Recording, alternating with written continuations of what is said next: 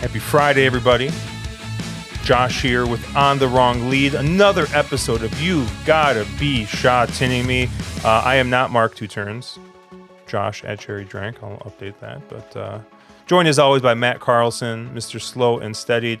Matt, I'm rocking the Keeneland long sleeve tee over here. So obviously Keeneland kicked off today. I got blanked. And I kind of laughed because, friend of the show and one of our, he's been a guest on a couple of things I've done, and he watches all the time, Mr. Nick Feldman.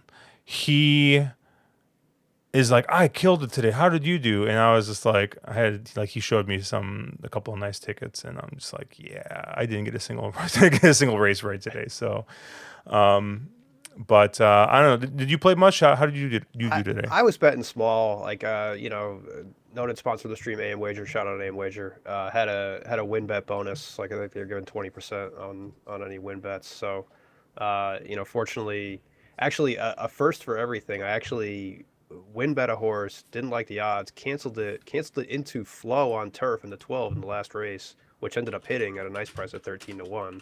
So, a bunch of firsts, me actually betting Florent Giroux, me canceling into a winning ticket, and actually claiming an AM wager bonus, which I think out of the 4 promotions that I've entered, I had a grand total of $0 coming in.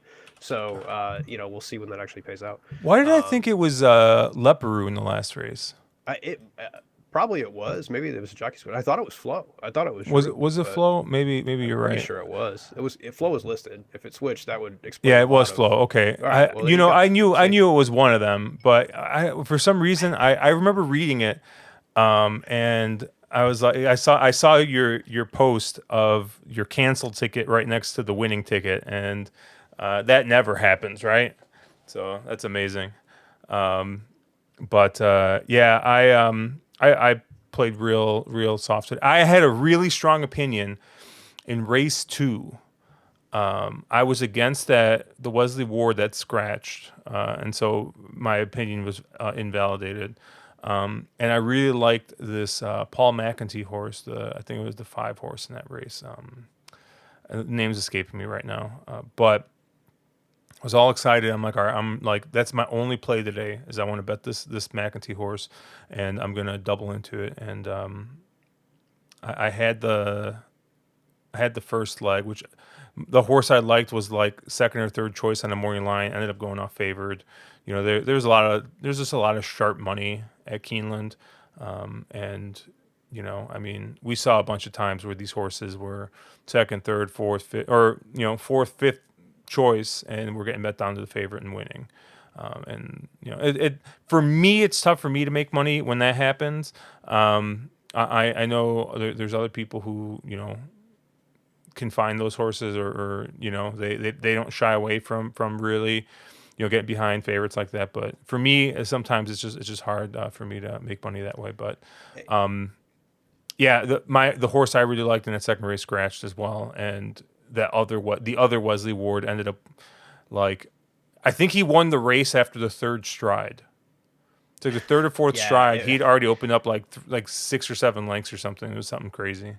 It was not competitive. I actually stabled the horse I liked in that race, who ran on very late, much too late. But yeah, the early at Keeneland today was not a place to get around favorites. I think it chalked out like favorite all 5, and I think the pick 5 paid like $90 or something like that. So yeah, and even in the last race, there was I think the horse that won ended up going off favored, but he was like 8-1 on the morning line. I think it was that Irad Ortiz turf horse, the 5, like Psy G or Psy B or something like that. Yeah. And so it's Nick Tam's lines are notoriously not great, and I think that showed through again today. There's plenty of commentary about that. Don't need to get into it here, but yeah, no, and I've never met Nick, but I know a lot of people who talk with him and do know him, and they say, they say he's super sharp. Obviously, if you've ever watched any or looked at any contest leaderboards, he's frequently on there. So the guy knows how to bet. I couldn't make a morning line. I know I know the other day someone had, you had posted your stuff, and I think it was Keith Bush, super nice guy.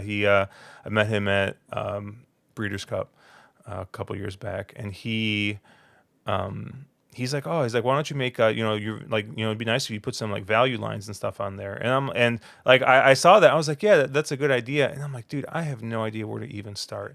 Yeah, I Like, would I look even have a more hard foolish time than with I that. do on this stuff, you know, like Yeah, it just conceptually, right? Like I know in my mind when something's going to be over or undervalued, but to put the actual price on that, I think is it's tough for me, and yeah, especially as someone who, I mean, I would say, moderately into the game, right? Like, and just probably not at the level of folks who are deep into, modeling out fair value, right? I mean, that's probably why I'm not as successful as some people at this game, right? Because I don't have that distinct value in mind of what a horse should be. And it's hard, right? I don't think you ever come up in this game thinking about that, right? You never, it's hard for people to even, think about things pari-mutually, let alone up to the value that they would get down to, a specific odd, right? Um, so I have that in my mind, but I think, I probably don't have stuff, locked down enough to make that worth publishing, right? yeah, I mean, when I post my picks, I do post it with value in mind, right? I mean, I'm never posting favorites, even if I think a horse is likely to win. Like that's probably different than some folks that post on Twitter, right? I mean, they even hear touts on, on Keeneland today. Wow, someone's having a really successful day. They hit the first four races, but hitting the first four favorites isn't exactly, you know, something to write home about. Yeah, it's yeah, nice when you're getting all of them, but not really what me or you I think have in mind when we're playing. But at the same time, right? I mean, I think it's hard to also say, oh, I think this horse should be 8-1, and I'm seeing 12. That's a play all day. I mean, especially for me and you who are sleeping through this card usually, right? It's hard to see what that line is going to end up as because they move very last minute. yep, So it's hard to recommend a horse and then wake up and then 6 hours later say, well, I wouldn't have bet it at that price. So I mean, if you really want to piss people off, tell them that oh yeah, that thing I told you was wrong. So sorry. I don't know. Especially here. So it's something that I need to get better at. I've known I need to get better at. I think I'm working towards data and getting better at. But as far as publishing that, it might be a little ways off. You yeah. know. Plus, I got two kids and like drinking a lot. So hey, it's well, we'll see if there's fair outs uh, at the bottom of this glass. there's that Mike Tyson line, right? Everyone's got a plan until they get punched in the face. And I feel like with horse racing, sometimes I'm like that. And I got, I try and get better at it. Um, you know, I, I very much, I have a tilt problem.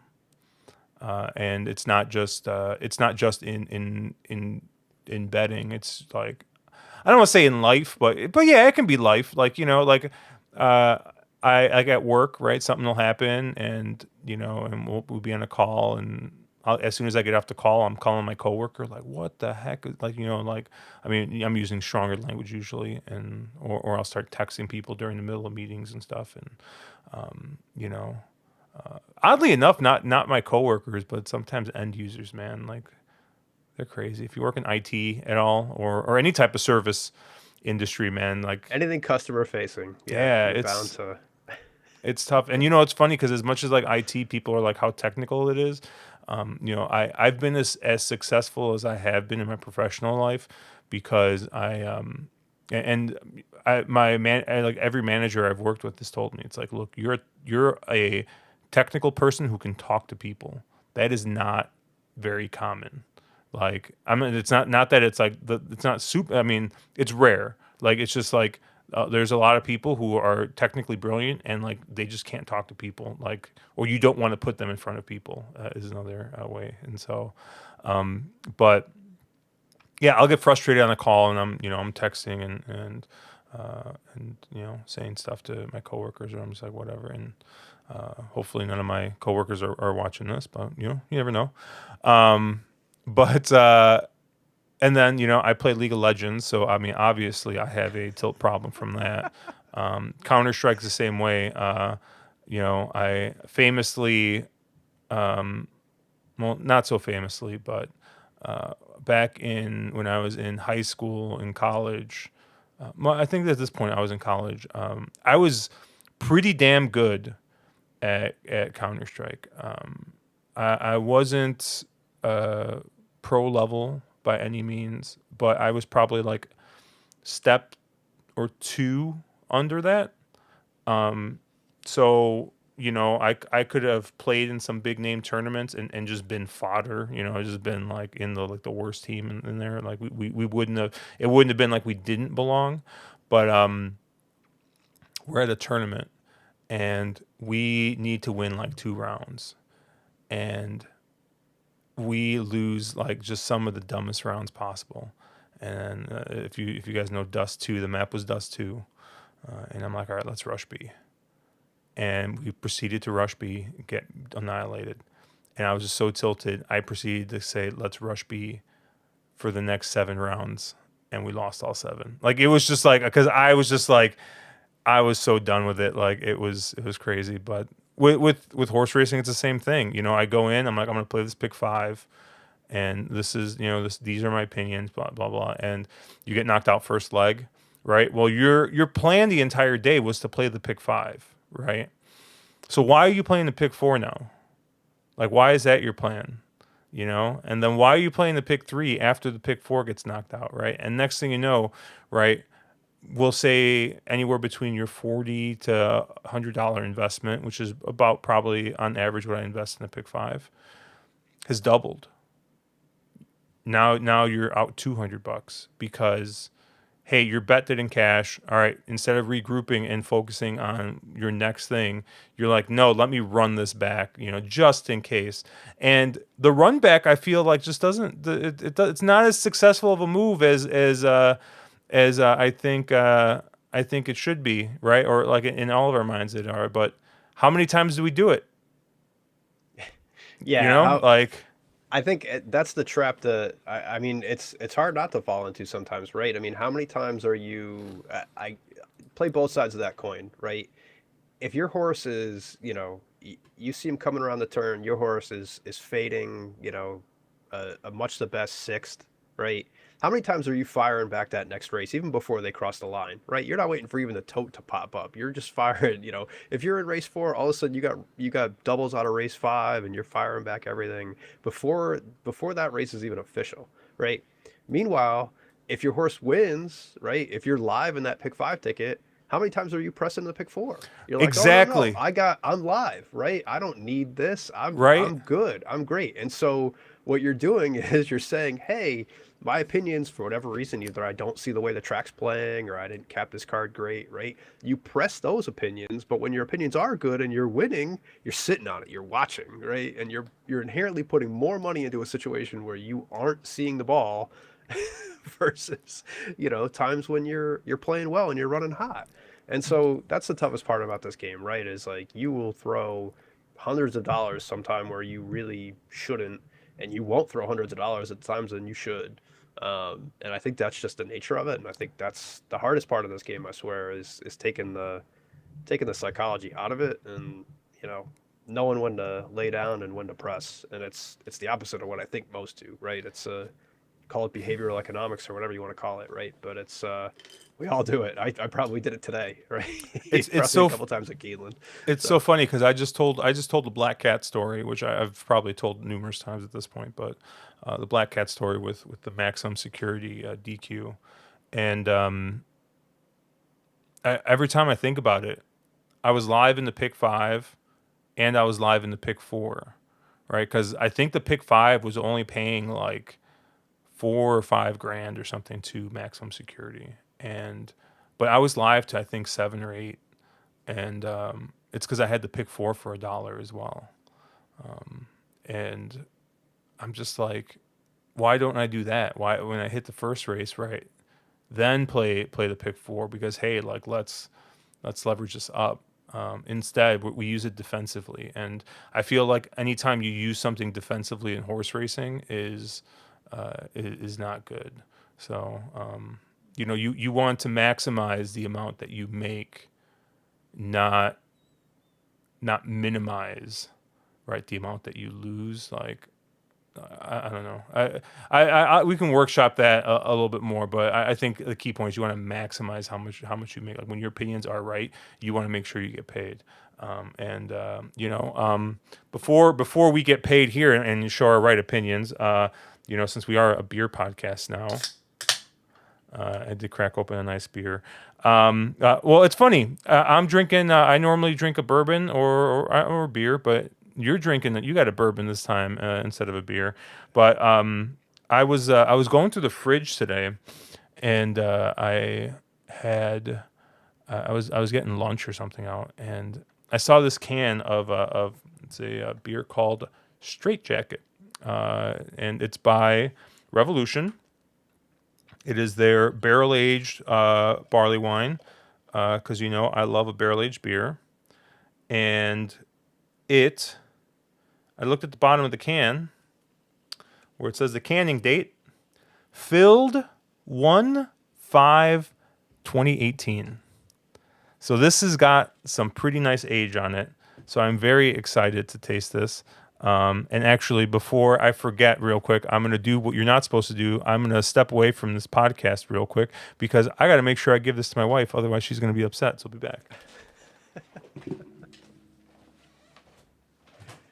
Now you get me flying solo. I can say whatever I want. I won't present anything probably, but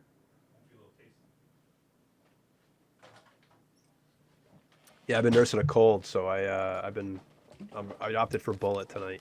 Bullet is kind of like Robitussin, and it's better than cold medication. So There Bullet, you go. couple of shakes of black walnut bitters in there, a Oh, little dessert nice. drink. So There you go. Funny enough, I'm saying my wife, my wife and I, we like to split beers and stuff like that, and she likes to try anything if I make a cocktail or something, she'll want a sip of it or whatever. But barley wines are probably her least favorite of like the beers that I like. She just thinks they're a little too sweet.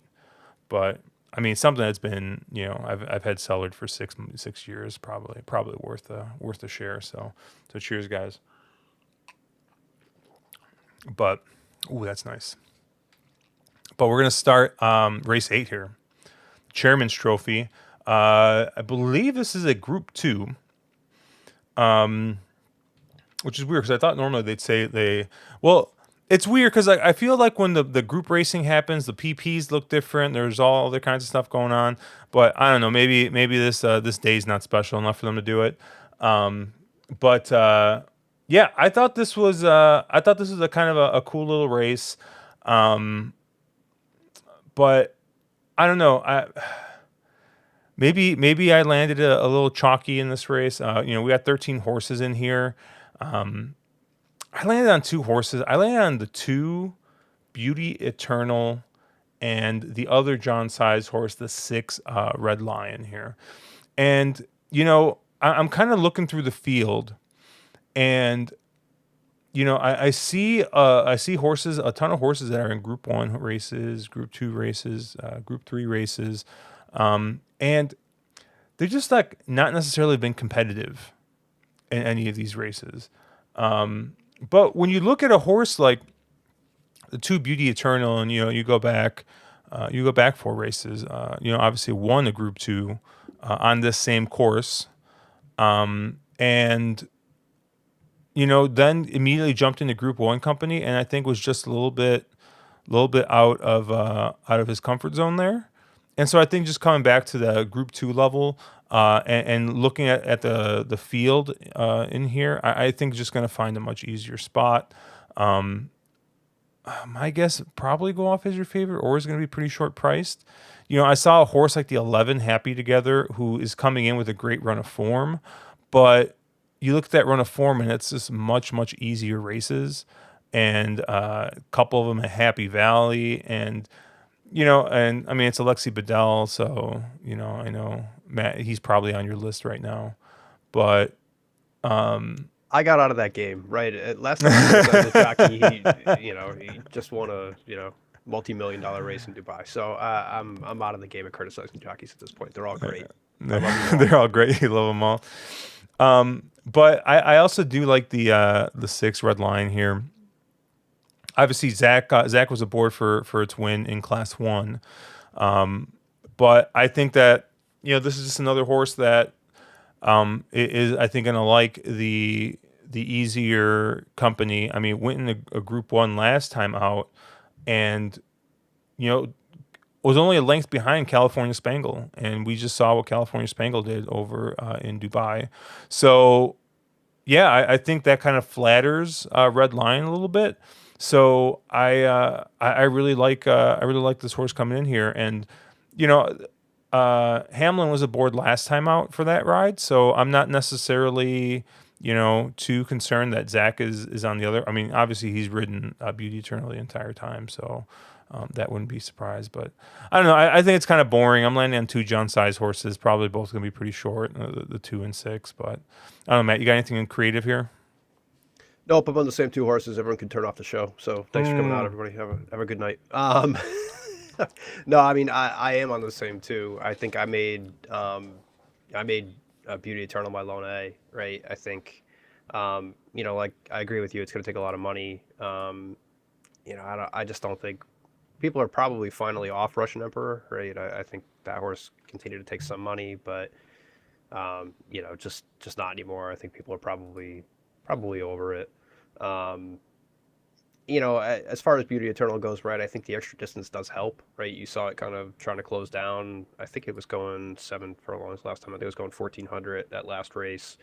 And I think it needs the full mile. So Beauty Eternal will be my lone A with Zach up. Red Lion I has had as a B. I do think this horse wants shorter, to be honest with you. I think it's more of a 1,400 horse than a miler, right? Those mile races don't look as good. So if there was ever a question on Red Lion, I think that's it. That it doesn't want the distance. That said, I think thinking back to last week, right? You know, Part of the problem with us, sleeping through this card, like we said, is if the weather changes or if the course is playing different, right? You can have your picks go sideways, and I think you saw that happen last week. Part of the reason I think is because they got some moisture in the ground, and I think they are forecast to get a little bit of rain. Not a ton, but I think they have like a 40% chance of rain, so at least showers on and off. And when that happens, I do think the course plays more forward. And I think that benefits a horse like Red Lion, and probably takes away from the other horse that I may want to play, but probably would fade if that's the case. In the three, Beauty Joy. I think Beauty Joy is the only other horse that could look competitive here. But I do think, Britain's going to be coming, kind of too late if the course is playing more forward, like I think it will. So I was 2-6. I'll probably toss in the three, but I think those will probably be your top three choices as well. So nothing really too aggressive here, and I think I'm just trying to trim because when you're playing short, you've kind of seen it. These things don't pay if you're playing favorites all that well. So yeah, I was a two as an A, and Red Lion the six as a B, just like you are. So Yeah, that does not bode well for John nope, Size. So no, he's unfortunately for screwed. him, Apologies to the connections. So yeah, that's going to be interesting. But yeah, race 9, going 1,600 meters here, Class 4 racing. Aestheticism is probably going to be your favorite here on the class drop. Looking at Speed Pro, I think the figures really fit. I think he looks to be the fastest horse in the field on Speed Pro. But man, do I not like him in this spot. I generally don't like these high weights that are dropping in after just a real terrible run of form. I mean, this horse hasn't even been close, and hasn't been close at Happy Valley. So I hope this horse takes money. I thought on Speed Pro the horse made a ton of sense, which is why I think that the horse might still take money. Obviously, you get Zach Pertin aboard still, which is going to make this horse take money. So, yeah, I'm really hoping this is that horse is taking money. So I landed on a dirt horse and a mat horse. So we'll start with the dirt horse here, which is the 6 G liner. Lone Speed looks to be the only speed horse in this race. Has gone wire to wire his last two dirt races, and I mean, you look at, I mean, it's a horse out of the Galileo mare. This thing wants nothing to do with the dirt. So, getting on that all weather, maybe getting a little bit of confidence in the horse, getting some run, and beating some slightly easier horses because the dirt horses are just not as good as the turf horses. They tend to be the Bob Baffert turf horses, except flipped. If they don't work out in the turf, okay, I guess we'll put them on the dirt. So the opposite of what Bob does there. But yeah, I just think if Chung can get this horse out and gets the 5 pound allowance to help with that extra weight that he's picked up, I think that G Liner's really got a shot here, just to go wire to wire on the front end. And then I really just didn't like anybody else in this race, so I went to the low weight, and that's the 14. Can't go wrong, or can't go wrong. Wow. But Alexi Bedell staying aboard. Won on this horse last time out in the bottom of the barrel, which is class 5. So obviously stepping up in class here, and obviously slightly better horses here at Sha Tin. So I think going to be in a tougher spot, but I mean this horse is getting a lot of weight. I mean this horse is going to be carrying 122. So I mean he's got 13 pounds on the heaviest horse in this race. And it's a horse that's had a pretty decent run of form. Even if you go back to the class 4 races, I mean, wasn't that far off of it, 1.5, 2 lengths, finishing third and fourth in those races at big prices. So, I think, getting that win, getting a little bit more, more run underneath him, and coming in here with Alexi Bedell, who seems to have been, riding the horse pretty well. I think, with the low weight, I think that this is going to be a good spot here for the 14.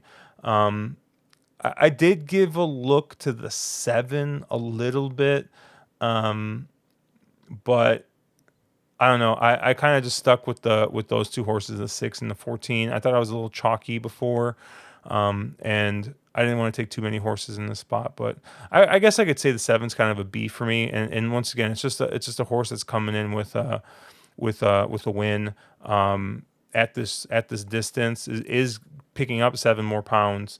But was another horse that was forwardly placed and kind of and won. So I don't know, it might be one to look at too. So, but I'm gonna be 6 and 14 here. What about you, Matt? Yeah, I guess I'll start with the pace in this race, right? Like I kind of like the 7, although I did make it a B for the exact same reasons you did of picking up 7 pounds off last race, right? The only reason for that, right, is I guess I don't trust the 6, right? The 6 has shown dirt speed, but I don't know if it's ever really shown turf speed. And so I'm not convinced that it's going to get the lead in this race. You know, maybe it will, but I, I don't know. It's just hard to trust. It really hasn't shown much form. It hasn't shown much, kind of turf pedigree or, kind of turf form up front. So I think that's 7, and I think Brenton, Abdullah could send too, and kind of given that last race that it actually won, maybe that's the horse on the lead instead of the 6. So yeah, I use the 7 as a B. The one horse that I really liked in here, and I think I'm going to make a lone A even, is the 2 Laughtail. And I know I just said last race, hey, I think this course is going to play forward. I don't really want any deep closers. And so now, bipolar handicapper that I am, I'm giving you the deepest closer in the race, um, in the 2. But, I think this horse has kind of shown an upward trajectory the last 3 races, right? It started off, obviously with a completely terrible race. Its next race at 1200 looked a little bit better. It dropped down into class 4. Um, the last race with Bowman, it was closing from the back, but I also think that he did that intentionally.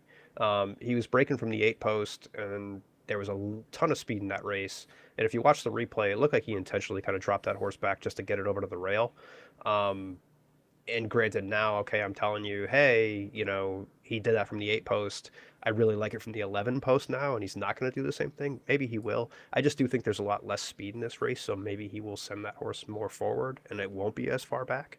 And so I do think this horse, if it continues to move forward, or at least maintains that race that it had last time, can probably show something. I think it's primed to break through here. And enough so that I think I'm going to try to make it my lone A and really key around this horse in the sequence, because I think it can run a big one here, and I'm on that, and we'll kind of make that my lone A in the sequence. The other horse that I liked, you mentioned a Matt horse, and there's no better Matt horse to me that I like than the 11 Celtic Hmm. Times. I love me a good 0 for 19 horse, and this horse is all of that.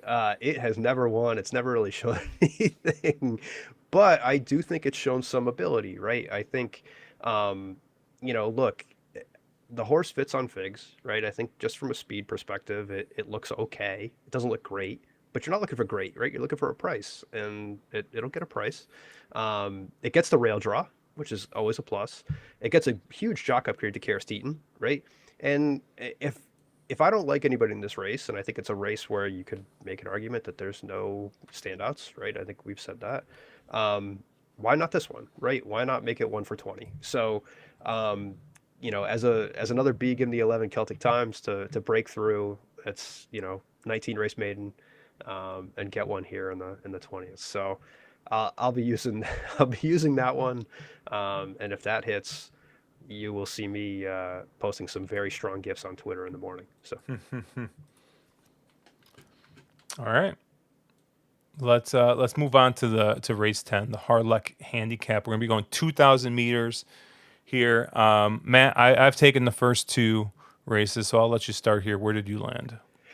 Um, I hate two-turn races. You know this. I hate capping them. I don't know how to cap them here. I don't think any horses here are built for them. So I am all of six wide. The horse I like best in this race, I think, is the 10, 18 carat. I do think that last race that it ran around two turns, it showed something. Obviously it got the lead. I do think, again, if the course is playing forward, it gets a 3 pound allowance now off that last race. That's kind of where I want to go, right? It ran on the same course. That race was good enough, I think, for me to, try to say, hey, it'll break through here. Um, but that's a very tepid A. And I think otherwise, from there, I do like the other low weight, or another low weight, the 11 Kimberly. Again, kind of that race two back with Zach aboard, showed a lot, right? That was a very forward playing course, but it obviously closed off really well, um, and got the win there. Now, granted, it doesn't have that same draw. It doesn't have Zach. It doesn't have Class 4. Those are all knocks against it. So I think that's what otherwise would be an A makes it a B for me. I just don't know that it can prove itself in Class 3 just yet. But, I think I'll be using that one because it has shown that form around two turns.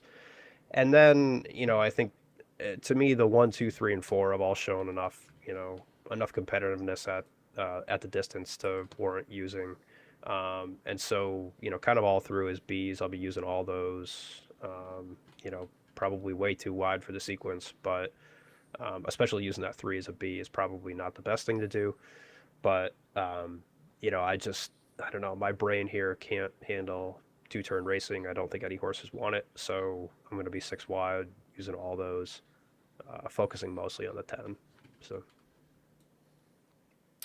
Yeah, we landed on. You got six horses, and I got two, and we have both of them in common. Yeah, well, when I take half the field, that's going to happen, yeah, right? I took the 10. I got the 10 in here.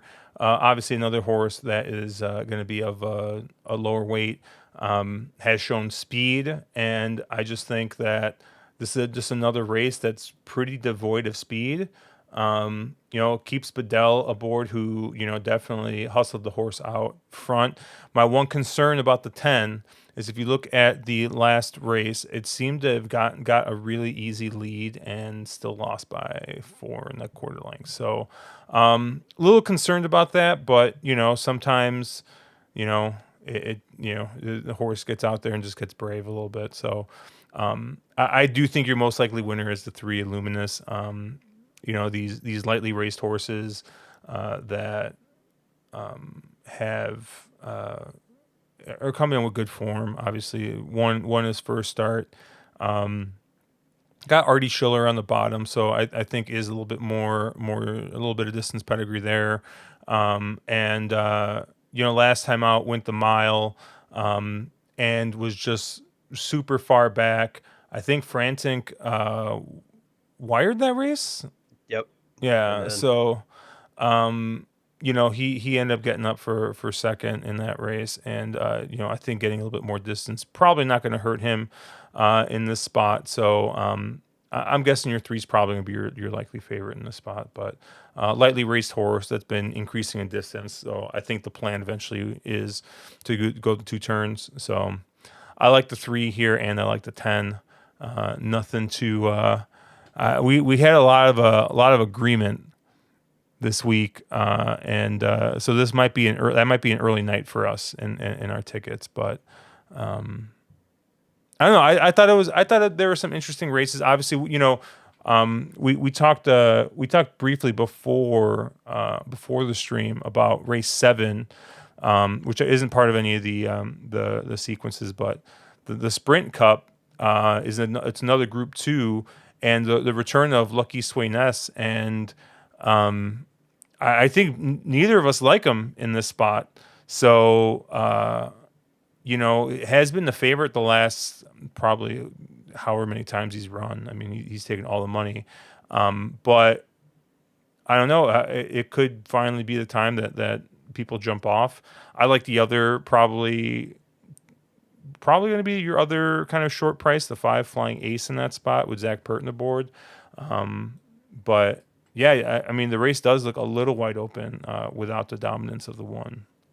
yeah, I mean, I think that's the huge question, right? And both things, right? How much money Lucky Sweynesse takes, and if that horse still is off form, who else kind of picks up the pieces, right? I think you know beyond that, it's wide open, and I think it's one of the more competitive group races you've seen here.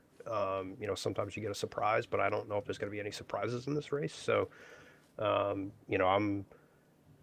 don't know where I'm going to go. I kind of like the 2 Lucky with You, but gosh, I could see you going a lot of places with that. I think it depends how the track's playing. I do think, horses like How Deep Is Your Love are going to be too far back. That's my same concern with Flying Ace, to be honest with you. And some other horses in there like Whiz Kid just look too slow. And maybe the 8 Invincible Sage even kind of piques my interest a little bit. But it's a wide open betting race. So hey, if you're up and you're looking to play either a double, in or out to race 8, it's a competitive field. It's some good racing. So wake up early or stay up late and fire away. Well, that's going to do it for us here at On the Wrong Lead. Check our stuff out at ontherwronglead.com, at wrong_lead on Twitter. Obviously, Matt will probably have his picks up on at Slow and Steady on Twitter. I'm at Cherry Drank. A lot of content out there this week. We had our live stream, obviously looking at a bunch of the racing tomorrow on Saturday. Had a nice little interview with a couple of gamblers from a podcast called You Can Bet on That. Dr. Mike and Mark Duvall were awesome guests, so that's up on here as well. And yeah, catch you guys later. Good luck.